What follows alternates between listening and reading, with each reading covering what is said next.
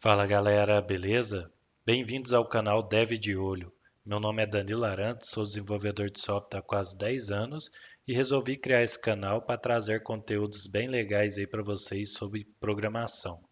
Antes de mais nada, peço que já deixe o like aí para ajudar o canal, se inscreva e ative o sininho de notificação, beleza?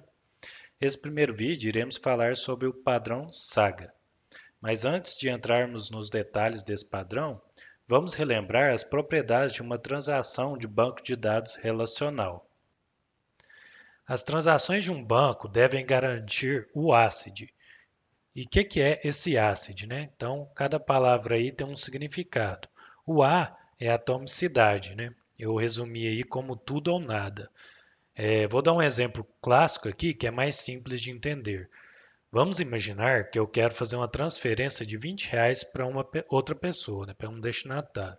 Nesse cenário, eu irei fazer apenas uma transação. Porém, ela é composta por dois passos. O primeiro é debitar os R$ 20 da minha conta e o segundo é creditar R$ 20 na conta do destinatário. Então, caso der erro ao creditar os R$ 20 para o destinatário, tem que garantir que os R$ 20 debitados da minha conta sejam estornados, né? Então, a base de dados tem que garantir isso. Então, isso que é atomicidade. Ou dá tudo certo, né? Ou a transferência que eu fiz dá tudo certo, debita R$ 20 da minha conta e credita R$ 20 na conta do destinatário, ou se der algum erro em algum dos cenários, faz um rollback e volta tudo para o estado que estava anteriormente. Então, isso que é a atomicidade. A consistência, que é representada aí pela letra C, ela preserva os dados, né? Como que a gente preserva esses dados? Obedecendo às regras do banco, ou seja, os tipos de dados, né? Que é o tipo, né? Int, varchar, etc. Então vamos supor que eu tenho um atributo que é do tipo int e eu não posso conseguir colocar um campo de texto em um campo que é do tipo int, né? E isso fere a consistência da base. E assim também como chaves primárias, chaves estrangeiras e até as restrições como cascade, unique, not null. Então tudo isso deve ser respeitado para que o banco fique consistente. O I, a letra I do ACID, é o isolamento, né? Que eu coloquei como evitar transações concorrentes. Um exemplo simples é dois clientes tentando comprar um último produto em um e-commerce, né, um site aí qualquer, simultaneamente. Então, os dois pegou o mesmo produto e só tem última peça em estoque ali, né? O primeiro a finalizar a compra fará com que a transação do outro seja interrompida na hora, né, sofrendo um rollback. Então, as transações elas devem garantir esse isolamento, né? Evitar transações concorrentes. E por último aí a letra D, que é a durabilidade, né? Persistir os dados. Então, a durabilidade ela garante que após ser comitada uma transação, ou seja, ser confirmado que tudo deu certo, mesmo em caso de falha ou reinício do sistema, ou que quebra o servidor, faltou energia elétrica, etc., os dados eles irão continuar lá, ou no disco ou no backup, não importa. A informação ela não pode ser alterada depois de ter sido gravada. Então, resumidamente, esse é o conceito do ACID, né? Agora vamos ver um exemplo de como garantimos isso em um sistema monolito feito em Java com Spring, contendo apenas uma base de dados. Então aqui temos um método simples de criação de venda, onde passamos uma venda como parâmetro. Nessa primeira linha, está buscando o estoque do produto que contém na venda. Então temos um método aqui que busca por ID do produto como parâmetro. Nessa segunda linha, está debitando a quantidade que foi vendida desse produto no estoque. Então temos um método aqui, né, que recebe a quantidade vendida como parâmetro. E por último, nessa terceira linha, está executando o pagamento, né, passando a venda como parâmetro. Então, o que acontece nesse método se der um erro no pagamento, nessa terceira linha aqui? Acontece o seguinte: o estoque do produto ele vai ser debitado mesmo não efetuando o pagamento, pois aqui não tem nenhuma tratativa para fazer o rollback, né? Então os dados ficarão inconsistentes. porque aqui a gente debitou, aí foi tentar fazer o pagamento, beleza. Deu um erro aqui e ficou por isso mesmo. Então, como que resolvemos isso com o Spring, né? Com Java e o Spring? Nesse cenário aqui, basta colocarmos o annotation transactional. Com ela, falamos que este método será gerenciado por uma transação. E essa transação irá garantir a consistência dos dados, né? Ou seja, todas aquelas propriedades S de que falamos anteriormente. Então, se der erro aqui no pagamento, ele dá rollback em tudo e volta tudo para o estado anterior da requisição. Ou seja, volta o estoque aqui, né, para a quantidade correta que estava antes de criar a venda. Agora, vamos pensar em um cenário mais atual, né? Um cenário em que trabalhamos com microserviços. Quando trabalhamos com microserviços, geralmente teremos os serviços bem separados, né? Assim como aqui o da imagem. Nesse exemplo, temos o microserviço de venda, temos um de estoque e um de pagamento, cada um com a sua base de dados. Então, nesse cenário aqui, não dá para apenas colocarmos annotation @transaction. Primeiro porque são projetos diferentes, né? Então são microserviços diferentes, pode estar em máquinas diferentes, a base de dados são diferentes. Uma pode ser um banco MySQL, outro Oracle, outra pode ser até um banco não relacional, como MongoDB, etc. Então, como que resolvemos o problema, né? Se caso der algum erro no fluxo, fazermos um rollback em microserviços? Então é aqui que entra o padrão Saga. Esse padrão irá resolver esse problema de deixar os dados consistentes em ambas as bases dos microserviços, né? E como que ele faz isso? Através de ações compensatórias. Ações compensatórias nada mais são que desfazer aquilo que foi feito. Um exemplo aqui é nesse microserviço aqui. Então vamos pegar esse cenário aqui, esse mesmo cenário, né?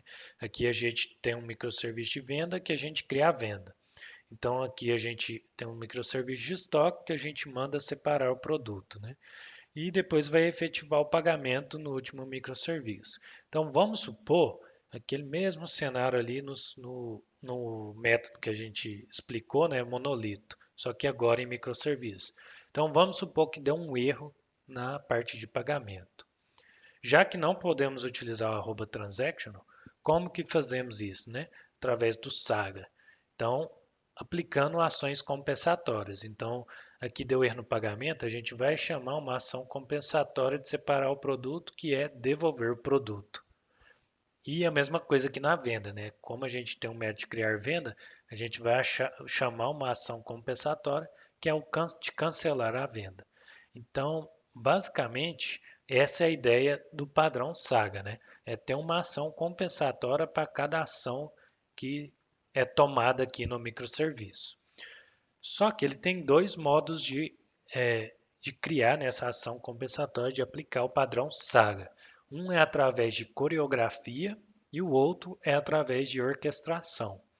Vamos entender melhor sobre esses dois modos. Então, eu trouxe uma frase aí sobre o que é a coreografia, que diz o seguinte: coreografia é uma maneira de coordenar sagas em que os participantes trocam eventos sem um ponto centralizado de controle. O que essa frase nos diz então? Que a coreografia ela é baseada em eventos e não precisa de uma lógica de coordenação. Um pouco mais para frente, quando eu falar sobre o Saga orquestrado, vocês verão que terá um orquestrador para controlar os fluxos dos microserviços. Já na coreografia, não tem esse ponto de controle. Cada serviço, ele sabe qual evento que vai disparar e qual evento que ele deve ouvir para que a saga seja completa. Esse modelo aqui de saga ele é muito utilizado para fluxos de trabalho mais simples e que exige poucos participantes. Então, vamos entender melhor como que funciona a coreografia. Ela funciona da seguinte maneira. O primeiro serviço aqui, ele executa uma ação e depois ele publica um evento em uma fila. Esse evento ele é escutado por um ou mais serviços, que executam também ações e publicam novos eventos. A coreografia ela termina quando o último serviço ele executa sua ação só que ele não publica nenhum evento, ou também o evento publicado ele não é ouvido por nenhum dos participantes da saga. Então, como eu sei aqui que a saga finalizou, nesse cenário aqui, o quarto serviço, ele escutou esse tópico, executou sua ação e não postou mais nenhum evento. Então, eu sei que a saga finalizou aqui. Ou pode ter o outro caso também, onde igual esse do terceiro serviço, onde ele publicou o evento em uma fila, porém, nenhum dos serviços aqui da saga, ele escuta esse tópico. Então aqui pode-se dizer também que a saga finalizou. Então a coreografia ela é basicamente isso. Agora vamos falar sobre o saga orquestrado. Nesse modelo existe um componente central que se encarrega de acionar todos os serviços que fazem parte de uma saga. Esse componente ele é conhecido como Saga Execution Coordinator, que é o SEC aqui, né? A abreviação é SEC. É o famoso orquestrador. Então, como que funciona, né? Aqui ele recebeu uma requisição do microserviço 1 e é ele que vai fazer a requisição para o microserviço 2. Deu sucesso aqui do microserviço 2, ele que vai disparar aqui requisição para o microserviço 3. Deu certo aqui no 3, ele que vai disparar, né, a requisição para o microserviço 4. Então, sempre é o orquestrador que sabe, né, qual o próximo passo, qual outro microserviço que deve ser chamado. No caso de falha, é ele também que orquestra as ações compensatórias. Então, se der falha no microserviço 4, é ele que vai tratar de fazer o rollback no microserviço 3, no microserviço 2 e no microserviço 1. Então, esse modelo ele se tira dos microserviços o conhecimento sobre o fluxo, né? Então, o microserviço 2, ele só sabe do que ele vai fazer aqui, né? Não sabe de qual evento que veio, né? Qual que é o passo anterior que aconteceu com ele e nem qual que é o próximo passo que vai ser dado, né? Ele executa o que ele precisa executar aqui e envia para o orquestrador. O orquestrador é que sabe qual fluxo que vai seguir daqui para frente, né?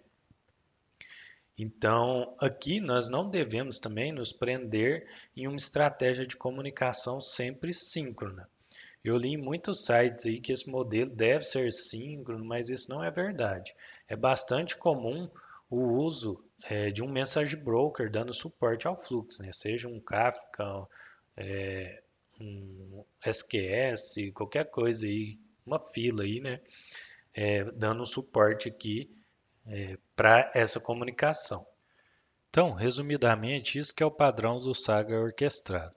Caso vocês queiram saber mais sobre esse padrão e até mesmo aplicá-lo na prática, eu tenho um curso na Udemy, no qual eu crio um projeto do zero e aplico esses dois modelos do Saga nele. Esse curso é bem mão na massa, tá? Quem tiver interesse, eu vou deixar o link aí na descrição do vídeo. Deixa eu mostrar aqui para vocês um pouco como ele é dividido. Então, temos a introdução, que é basicamente o que eu passei aqui para vocês nesse vídeo. Temos aqui a seção 2, que é o padrão coreografado, né? Então aqui a gente cria um projeto do zero aqui, né?